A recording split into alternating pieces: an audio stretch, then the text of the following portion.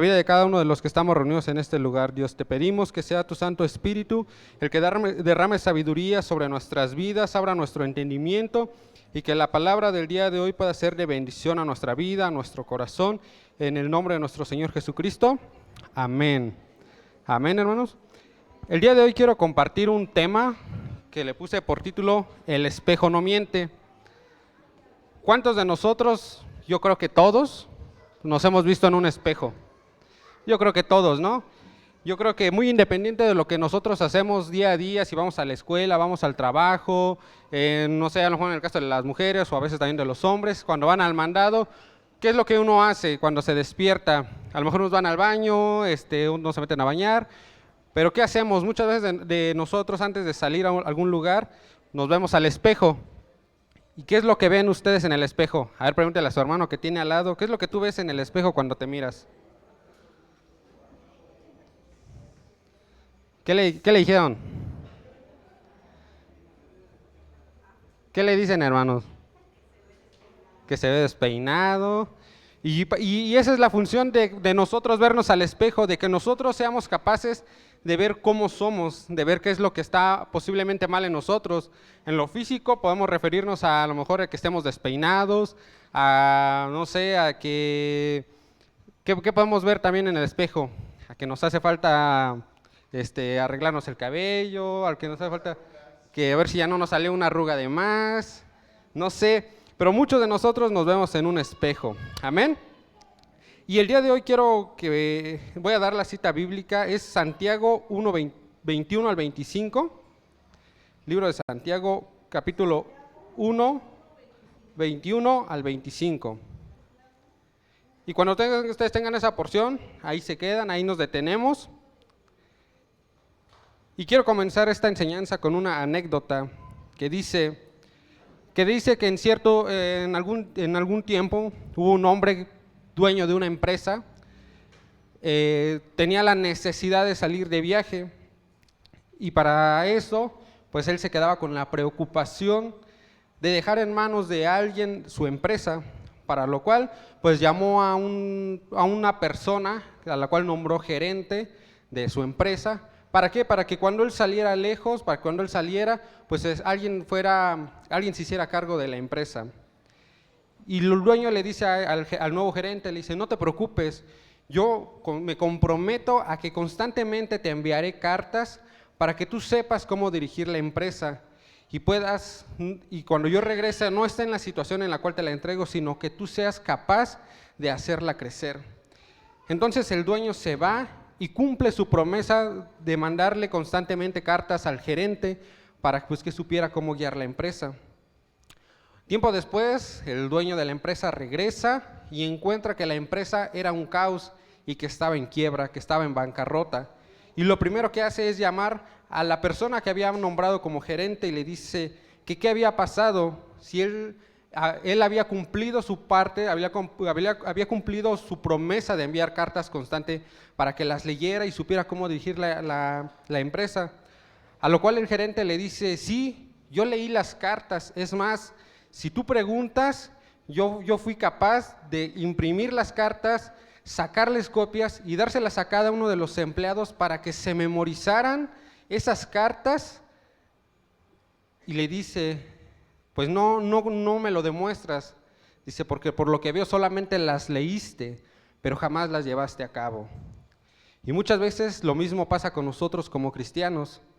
Dios es el dueño de esa empresa, por poner una similitud, del cual se va, pero nos dejó varias cartas para que nosotros fuéramos capaces de leerlas, comprenderlas y ponerlas en práctica. Y cuando Él regrese no encuentre una iglesia, no encuentre una familia, no encuentre una persona devastada, sino que la encuentre fortalecida, la encuentre en victoria y la encuentre próspera. ¿Cuántos dicen amén? Amén. Y vamos a leer Santiago 1, versículo 21 al 25, y le voy a dar lectura en la Nueva Versión Internacional, y dice la palabra de Dios, por esto, despójense de toda inmoralidad y de toda maldad que abunda, para que puedan recibir con humildad la palabra sembrada en ustedes, la cual tiene poder para salvarles. No se contenten solo con oír la palabra, pues así se engañan ustedes mismos, llévenla a la práctica. El que escucha la palabra pero no la pone en práctica es como el que se mira el rostro en un espejo y después de mirarse se va y se olvida enseguida de cómo es. Pero quien se fija atentamente en la ley perfecta que da libertad y persevera en ella, no olvidando lo que ha oído, sino haciéndolo, recibirá bendición al practicarla. En el primer versículo, en el versículo 21, quiero compartir el primer punto que dice: Dios nos despoja de ciertas cosas para limpiarnos y que su palabra crezca en nosotros. Algo que nos han enseñado en esta casa, y doy gracias a Dios, le doy gracias a Dios por cada enseñanza que Él nos da en esta casa. Cuando nosotros recibimos a Cristo en nuestro corazón, nuestro pastor nos ha enseñado que hay 4 puntos importantes que nosotros tenemos que mencionar. Uno, y el más importante, es reconocer que Jesús es nuestro Señor y Salvador. El segundo es que nosotros mismos reconozcamos que somos pecadores. Número 3, pedirle al Espíritu Santo que guíe nuestra vida y que nos limpie de todos nuestros pecados. Y número 4, que nuestro nombre esté escrito en el libro de la vida. Uno de esos puntos, como ya lo dije, es pedirle al Espíritu Santo que guíe nuestra vida y que nos limpie. ¿Por qué será importante que cuando nosotros hacemos la oración de fe le pidamos eso al Espíritu Santo?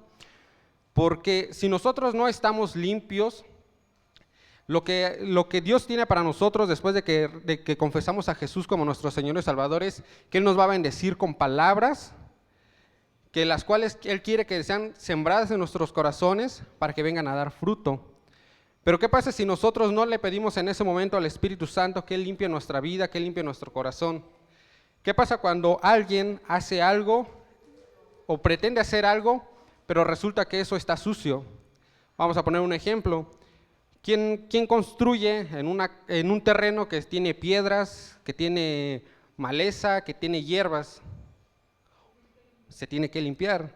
¿O qué mujer hace de comer en el mismo traste que el día de ayer lo ocupó para hacer de comer? Pues no. ¿Qué es lo que tenemos que hacer? Lavarlo, limpiarlo. Entonces, nosotros tenemos que darnos cuenta y nosotros tenemos que entender que es necesario que el Espíritu Santo de Dios venga a nuestras vidas para purificarnos, para limpiarnos. Amén. ¿Cuántos de nosotros, de los que estamos aquí, se recuerdan de esa oración de fe? ¿Nadie se recuerda? A ver, alce su mano, ¿quién se recuerda? ¿Y cuántos se recuerdan haber dichole eso al Espíritu Santo en esa oración? Que nos limpiara y nos purificara. ¿Lo hicieron? ¿Lo hicimos? ¿O ya no se acuerdan? ¿Sí se acuerdan? Si no, al final oramos por eso, hermano. Pero es necesario que nosotros, que nuestro corazón, que nuestra vida esté limpia para que la palabra venga a ser sembrada. Y muchas veces pasa el tiempo, nosotros como cristianos, como creyentes, venimos, nos congregamos y pareciera que nuestra vida sigue siendo la misma. Podemos decir que llevamos 1 año, 2 años, 3 años, 4 años, hay gente que tiene hasta 10 años, 20 años, o he escuchado gente que ya tiene hasta 30, 40 años de cristianos, y pudiera parecer que su vida sigue siendo la misma, pudiera ser que sigue siendo la misma, como si fuera antes de haber conocido a Jesús. Pero ¿cuál es el detalle? La palabra son los corazones, porque si nosotros nos damos cuenta, cuando Jesús narra la parábola de la semilla, pone 4 tipos de terreno y nos podemos dar cuenta que el detalle o el problema no era la semilla, sino que era la condición del terreno. Si nosotros leemos, dice que hubo una que cayó junto al camino, pero posiblemente ese camino estaba contaminado, había basura, posiblemente, la Biblia no lo dice, pero podemos ver que la condición del terreno no era apta. Dice también que cayó junto a espinos y otra que cayó en piedras. Y aquí nos podemos dar cuenta que el detalle, y repito, no era la palabra, no era la semilla, sino que era el terreno. Así que en esta mañana, lo que yo los invito es de que podamos entender que nuestra vida tiene que estar limpia para que la palabra de Dios pueda venir a dar un fruto en nuestra vida en el nombre de Jesús. Amén. Quiero compartir con ustedes el segundo punto, y es que a veces podemos llevar años de cristianos, que podemos llegar hasta memorizar la palabra, pero solamente se queda en eso, en que la memorizamos, pero no la llevamos a cabo. Y pudiera parecer un chiste, ¿no? Dirían por ahí, parece chiste, pero es anécdota. De que muchos como cristianos tienen en su casa, o algunos pueden tener el salmo que dice que Jehová es nuestro pastor y nada nos faltará, ¿no? Pero estamos en la sala, atrás, imagínense esa escena, ¿no? Estar en la sala, sentados, preocupados porque no hay recurso, y detrás de nosotros un cuadro que nosotros tenemos ahí en grande para que nunca se nos olvidara que Jesús es nuestro pastor y nada nos faltará. Imagínense esa escena, ¿no? Y muchas veces nosotros somos así. Venimos a la iglesia, nos memorizamos la enseñanza, la grabamos, la escuchamos una vez más, ya sea en Facebook, en YouTube, y decimos, yo aquí la tengo, la voy a guardar para escucharla y no se me vaya a olvidar. Pero resulta que solamente la guardamos, pero nunca la volvemos a escudriñar. Y memorizamos tanto muchas citas bíblicas que se nos olvidan. ¿Cuántos de nosotros no sabemos muchas citas bíblicas? O por lo menos uno, por lo menos dos.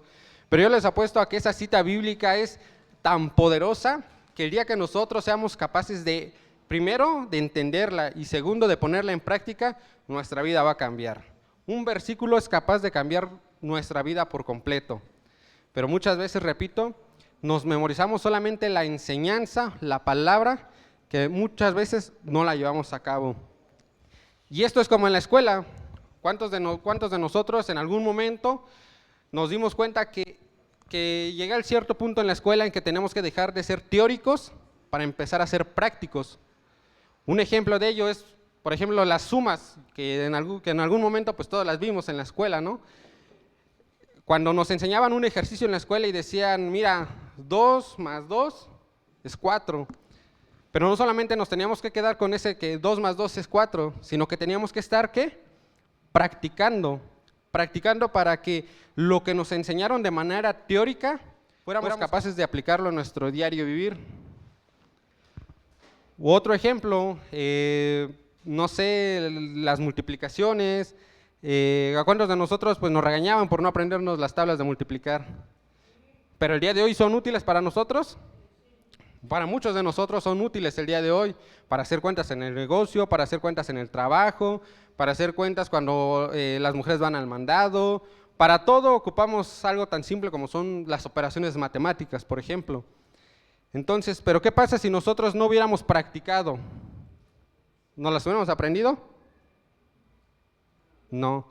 Así tuvo que estar nuestra mamá, nuestro papá atrás de nosotros, con una chancla, con una varita, para que nosotros nos las memorizáramos.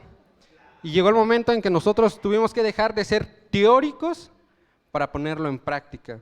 Y lo que quiere Dios en nuestra vida es que también dejemos de ser teóricos. Cuando nosotros venimos aquí, y espero no se malinterprete lo que voy a decir, cuando nosotros venimos aquí, nos dan la teoría, por así decirlo, de cómo nosotros nos tenemos que comportar, cómo nos tenemos que dirigir con nuestros semejantes, ¿cierto o no?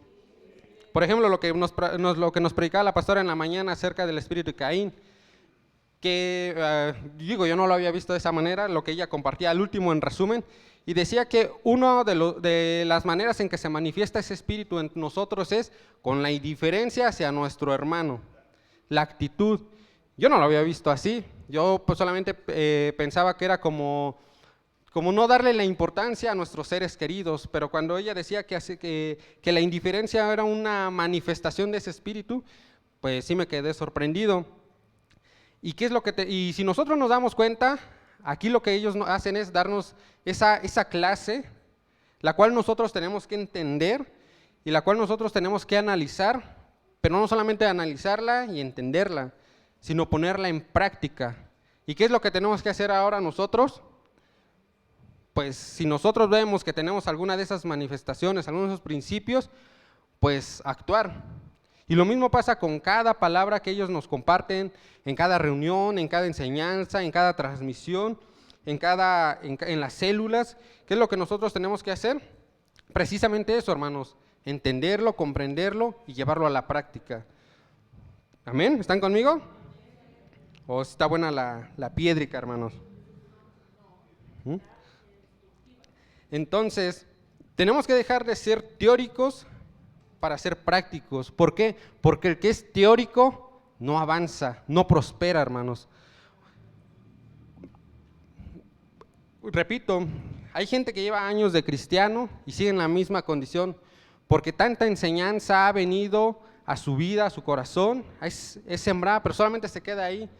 Y si nosotros leemos la Biblia, dice Pablo más adelante en el Nuevo Testamento, dice que el proceso para que una semilla germine es que uno siembra, uno riega y uno cosecha. Así lo dice la palabra de Dios. Entonces podemos ver que no solamente basta con que la palabra sea sembrada, sino que tiene que ser, ¿qué?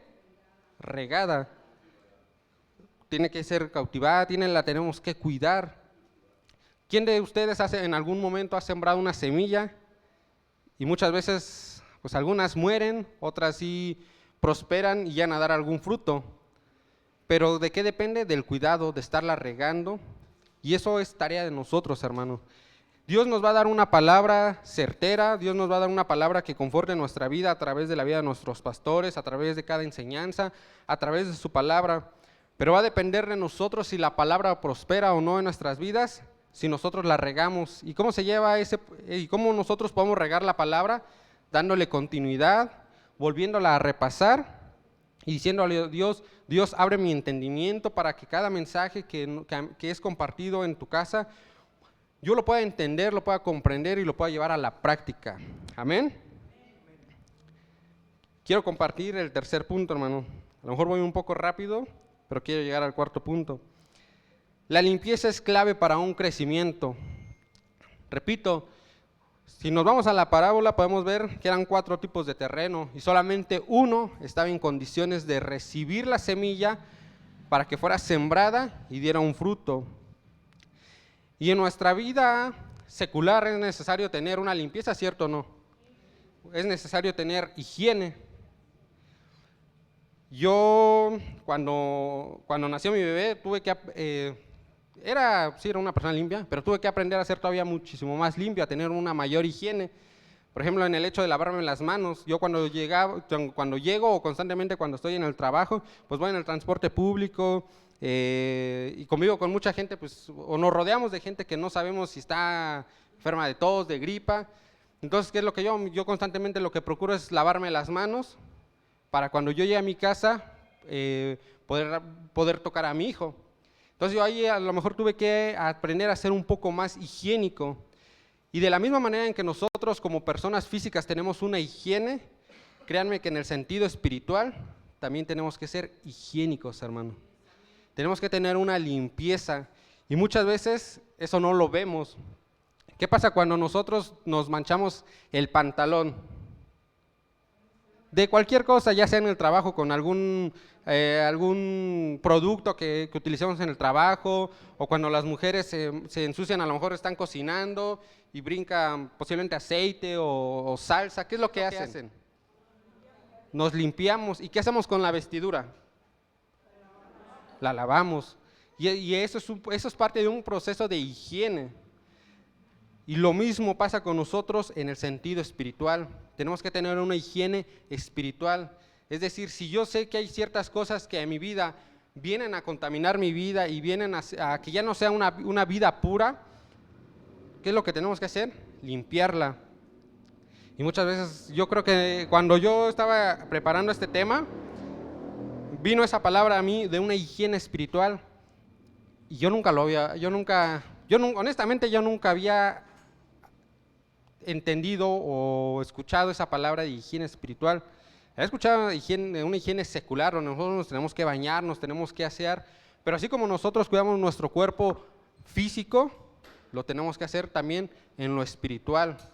Si nosotros sabemos que algo se añade a nuestra vida espiritual, ¿qué es lo que tenemos que hacer? quitarlo, desecharlo en el nombre de Jesús. Amén. ¿Cuántos de nosotros somos higiénicos espiritualmente? Deberíamos. Sí cuesta, porque sí cuesta. Y si a veces nos cuesta en lo secular, también nos cuesta en lo espiritual. Si a veces nos cuesta, o a veces, seamos sinceros, a veces cuesta trabajo tener una higiene física, de que llegamos cansados del trabajo y que decimos, ya mañana, ¿no? Total, hay que ahorrar agua. Pero si nos cuesta algo físico, con mayor razón nos va a costar algo espiritual. Pero así como procuramos ser limpios en el aspecto secular, en nuestro físico, también debemos de hacerlo en lo espiritual. Amén. Ve a su hermano que tiene al lado y dígale, hermano, espero no te enojes. Es una invitación para cada uno de nosotros. Y por último, quiero compartir el cuarto punto. Y voy a volver a leer el libro de Santiago, en capítulo 1, a partir del versículo 23, que dice: el que escucha la palabra pero no la pone en práctica es como el que se mira el rostro en un espejo y después de mirarse se va y se olvida enseguida de cómo es. Pero quien se fija atentamente en la ley perfecta que da libertad y persevera en ella, no olvidando lo que ha oído, sino haciéndolo, recibirá bendición al practicarla. Dice que el que escucha la palabra y solamente la oye, pero no la pone en práctica, es como aquella persona que se ve en el espejo por una sola ocasión, se va y no vuelve a mirarse en el espejo. ¿Y qué dice? Se le olvida cómo es. ¿Cuántas veces nosotros nos vemos en el espejo al día? ¿Cuántas veces nos vemos el espejo en un día? Las mujeres, ¿cuántas veces? Una no. ¿Mande? 3 o 4, 8, 5 veces. ¿Y los varones cuántas veces nos vemos en el espejo? ¿Ni una? Yo digo, porque por lo menos una sí. Cuando nos vamos a trabajar, pues procuramos ir peinados, por lo menos, dice la hermana. Pero, ¿qué pasa cuando nosotros nos vemos en un espejo? Nos reconocemos, nos conocemos y nos damos cuenta de cómo somos nosotros. Y ahí imagínense la vida, cómo fuera la vida si no existiera el espejo. A lo mejor, a lo mejor yo le podría preguntar a la hermana, oye hermana, ¿me puede decir cómo soy? Y ellas me van a decir, pues mira, tienes la cara un poco redonda, es un poquito de cachete, fíjate que tienes un pequeño gallito acá, pero no alcanzaría a comprender yo lo que el hermano o la hermana me está diciendo, porque no me veo. O no nos daríamos cuenta de nuestros cambios, como decía Alberto en la mañana hace rato, ¿no? Dice, a lo mejor no nos daríamos cuenta de que ya nos salió una arruguita o 2 arruguitas y nosotros pudiéramos seguir pensando que tenemos una cara de un adolescente, de un joven. Pero algo tan simple como es un espejo, viene a traer un cambio a nuestra vida. Y ustedes me dirán, hermano, ¿pero qué tiene que ver el espejo con la palabra de Dios? Que precisamente esto es el espejo que Dios nos ha dejado. Y yo por eso les decía, el espejo no miente, porque hay 2 cosas en esta vida, 2 cosas o 2 objetos en esta vida que nunca nos van a mentir. Y espero la segunda que mencione yo no se vayan a molestar. La primera es el espejo, porque si yo me miro al espejo, yo veo que traigo un chaleco de color azul. Y yo no le puedo decir a mi esposa, fíjate que mi chaleco blanco, porque las cosas no son así. Entonces, ¿un espejo nos puede mentir? No. Muchas veces nos mentimos nosotros, ¿no? Decir, bueno, me veo guapo cuando la verdad es otra, ¿no? Y la segunda cosa que no nos miente, esa es la báscula, ¿no? Cuando nosotros vamos y nos pesamos, muchas veces decimos, ¿qué es lo que decimos nosotros? Parece que algo le movieron a la báscula, ¿no? Está mal calibrada, pero para no meternos en problemas solamente nos vamos a enfocar en la primera, que es el espejo, ¿va? Para no meternos en problemas. Entonces nosotros nos podemos dar cuenta que un espejo jamás nos va a mentir a nosotros, siempre nos va a mostrar la verdad. Y dice la palabra de Dios, el que escucha la palabra pero no la pone en práctica es como quien se mira el rostro en un espejo y después de mirarse se olvida enseguida de cómo es. El hecho de que nosotros constantemente nos vayamos viendo en un espejo nos ayuda a vernos cómo somos nosotros. Y si nosotros nos ponemos a describirnos a nosotros mismos, somos capaces de describirnos, decir cuál es nuestro color de piel, sabemos qué forma tienen nuestros ojos, sabemos qué perfil tiene nuestra nariz, pero todo eso lo conocemos porque constantemente nos hemos visto en el espejo. Ahora, esto es el espejo que Dios nos ha dejado, ¿para qué? Para que cuando nosotros nos miremos, las cosas tienen que coincidir. ¿Cierto o no?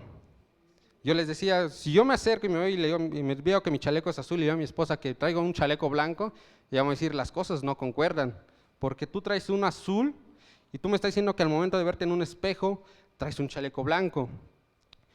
Y vuelvo a decir, lo mismo pasa con la palabra. Si esto es el espejo que Dios nos ha dejado para que nosotros nos veamos, y aquí que está escrito cómo era Jesús y cómo debe comportarse un hijo de Dios. Entonces, si nosotros, por poner un ejemplo, el mandamiento que Dios nos dio, o que Dios le dio a Moisés para nosotros, que dice, no mentirás. Y si nosotros mentimos, ¿está coincidiendo lo que nosotros vemos con lo que el espejo está diciendo? No. Entonces, ¿qué es lo que está mal? ¿Mande? Nosotros no podemos decir que el espejo, que la palabra de Dios está mal, sino que los que estamos mal somos nosotros. Y voy a hacer una pregunta. Si yo digo que el espejo es la Biblia, lo que nosotros vemos en el espejo, que es decir, la Biblia nos narra cómo Jesús se comportaba, cómo Jesús se dirigía, cómo Jesús actuaba, cómo Jesús pensaba. Si nosotros nos miramos en ese espejo, ¿están coincidiendo la manera que nosotros somos con lo que la Biblia manifiesta? ¿No? ¿Coincide con la realidad? No. Por eso le puse como título, el espejo no miente. Muchas veces lo que nosotros hacemos es mentirnos a nosotros mismos y decir, pues yo creo que lo que hago no está tan mal. O podríamos decir, pues es una mentira piadosa, pues para no tener problemas. O muchas veces nos justificamos, buscamos excusas, buscamos actuar bajo nuestro propio régimen y no nos damos cuenta de lo que dice la Biblia. El día de ayer, voy a dar como testimonio, hace como un mes yo me he acercado con el pastor y decía, oiga pastor, fíjese que me acerco con usted para que me apoye a orar porque yo quiero solicitar un aumento de sueldo en mi empresa. El pastor oró por mí y me dijo, ¿cree que Dios te va a dar ese aumento? Al día siguiente hablo con la persona que a mí me contrató y le digo, ¿sabe qué? Pues ya llevo medio año en la empresa, creo que nunca he tenido problemas yo con usted, he tenido buenos resultados y me veo en la necesidad de solicitar un ajuste de sueldo. Y me dice, ¿cuánto ganas? Le dije, gano tanto. Y me dice, está bien.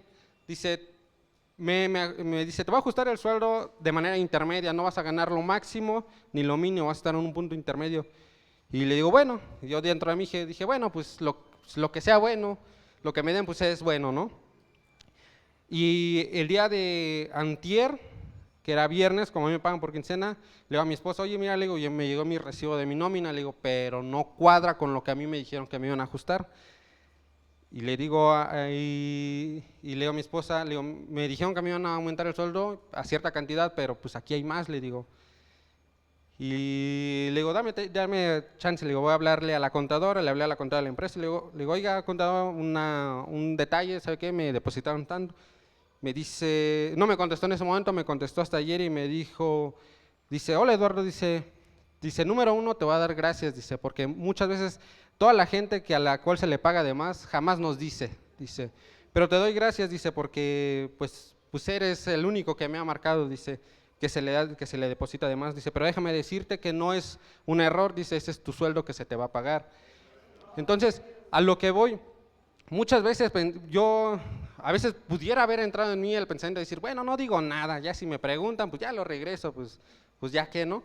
Pero muchas veces esos pensamientos están en nosotros de decir, bueno, pues si por algo me cayó, pues es por algo, ¿no? Pero muchas veces tratamos de actuar en nuestro entender, en nuestra manera, en nuestra propia carnalidad, que no le damos la oportunidad a Dios de que Él actúe en nosotros, de que seamos honestos. El espejo no miente, coincide con lo que vemos en el espejo, coincidimos en cómo es Jesús. ¿Coincidimos en cómo es Jesús? ¿O nos falta, hermano? Nos falta. Cuando no nos vemos al espejo de la palabra de Dios, nos desconocemos. Quien se aparte de la palabra de Dios se olvida de cómo es, hermanos. Por eso dice que la palabra de Dios es como ese espejo, que una persona viene, se mira, o en una sola ocasión, pero se aparta y se olvida de cómo es. Por eso cuando la gente viene a tener un encuentro con Jesús, por eso cuando las personas conocen ese primer amor, pero se olvidan y se apartan, porque solamente se acercaron en una ocasión a Jesús, se olvidan de lo que Dios tenía preparado para ellos. Por eso Jesús nos hace muchas veces la invitación de volver a Él, de volver a rectificar nuestros caminos, de enderezarlos. ¿Para qué? Para que seamos capaces de nosotros poder entender lo que Dios ha preparado para nosotros. Amén. ¿Por qué, hermanos? Porque muchas veces nosotros vemos la palabra de Dios no como un espejo, sino la vemos como una ventana. ¿Y por qué digo que muchas veces la vemos como una ventana? Porque pudiéramos entender lo que Dios dice en su palabra, pero a veces somos capaces de verlo en la vida de nuestro hermano. ¿Qué diferencia hay entre un espejo y un cristal, un vidrio? Si yo pongo un espejo aquí, yo voy a ver mi rostro, pero si yo veo un vidrio, lo voy a poner en esta dirección, si yo pongo un cristal, pongo un vidrio, no se va a reflejar mi rostro. Yo voy a ser capaz ese cristal yo lo puedo traspasar con la visión, y voy a ser capaz de ver a lo mejor a Jesse que está en esta dirección, ¿no? Y muchas veces eso es lo que pasa en nuestras vidas. Usamos la palabra de Dios como un cristal, como una ventana, que somos capaces a veces de ver lo que hay en la vida de nuestro hermano, pero muchas veces no lo usamos como el espejo que es para ver lo que hay en nuestra vida. Entonces, la invitación de hoy, hermanos, es de que nosotros seamos capaces de utilizar la palabra de Dios para ser un reflejo de cómo era Jesús. Amén. Si nosotros vemos que hay algo en nuestra vida que no coincide en cómo era Jesús, es necesario decirle a Jesús que nos limpie, que nos purifique y que nosotros seamos capaces de tener esa higiene, como lo mencionaba. ¿Para qué? Para que nosotros seamos una similitud de nuestro Señor Jesucristo. Yo me imagino a Jesús. Que aunque en ese tiempo no había mucha variedad de ropa, yo me lo quiero imaginar en dos ámbitos, en lo secular y en lo espiritual. Yo me imagino a Jesús que aunque no había gran variedad de ropa en aquel tiempo y que solamente eran túnicas, yo me imagino que nuestro Señor Jesús era tan cuidadoso, era tan detallista, que yo me imagino que siempre que Jesús se presentaba a predicar, se presentaba con túnicas limpias, presentable, que aunque se usaban sandalias, sus sandalias permanecían limpias, estaban intactas, las cuidaba, las procuraba. Yo me imagino a Jesús que aunque a lo mejor en ese tiempo no había espejos como tal, ¿no? Sino que eran, por decirlo, espejos de agua, lo único que en lo cual ellos se podían a lo mejor ver eran en un río, en un recipiente donde hubiera agua y se podían reflejar. Yo me imagino que a pesar de eso, Jesús siempre estaba presentable. Si hablamos en lo físico, estaba impecable en sus vestiduras, estaba impecable en su manera de vestir, en su persona. Y también me lo imagino en el aspecto espiritual, que Jesús siempre procuró llevar una vida recta e íntegra delante del Padre. Y lo mismo tenemos que hacer nosotros, hermanos. Ser una similitud de Jesús. ¿Por qué? Porque al final de cuentas lo que la Biblia manifiesta nos habla acerca de Jesús. Entonces tenemos que ser una similitud de Jesús, hermanos. Amén. Vamos a ponernos de pie, hermanos, y vamos a orar en esta tarde. Y si ustedes saben que hay algo que no concuerda con lo que la palabra de Dios describe, pidámosle al Espíritu Santo que nos limpie, que nos purifique, que quite de nosotros cualquier mancha que pudo haberse adherido a nuestras vidas, cualquier pensamiento. A veces uno pudiera decir, bueno, me hablas de alguna mancha en el aspecto espiritual, pero ¿qué es? Esas manchas pudieron venir a ser los pensamientos que no concuerdan con